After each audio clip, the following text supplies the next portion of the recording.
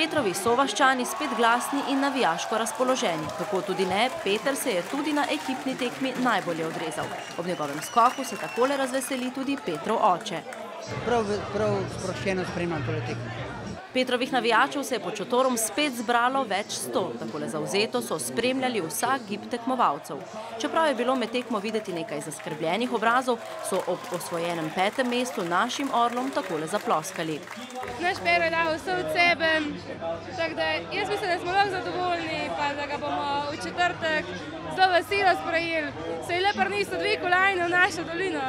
Takoj po tekmi so Petrovi sokrajani nadaljevali s pripravami za četrtkov sprejem. Kot pravijo, mu pripravljajo prijetno presenečenje. Je tako?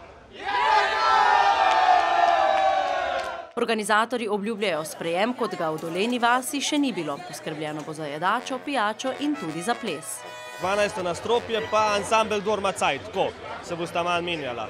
Šotora ne bo, ker pač predvidevamo, da pač nimamo dosti tolikega, ali pa ne obstaja dosti velik, da bi spravili vso to množico, ki jo pričakujemo v šotor. Petra bodo navijači lahko doma pozdravili ob 19. uri. Potem pa bo hitro odletel naprej na naslednjo tekmo na Norveško. Čas za sproščanje bo prišel na vrsto po tekmi v Planici. On se sprošča tako, da vzame turne smuče in gre na ratitev. Počneta to skupaj? Ja, tudi včasih. Jaz sem že malo preveč neroden za njega.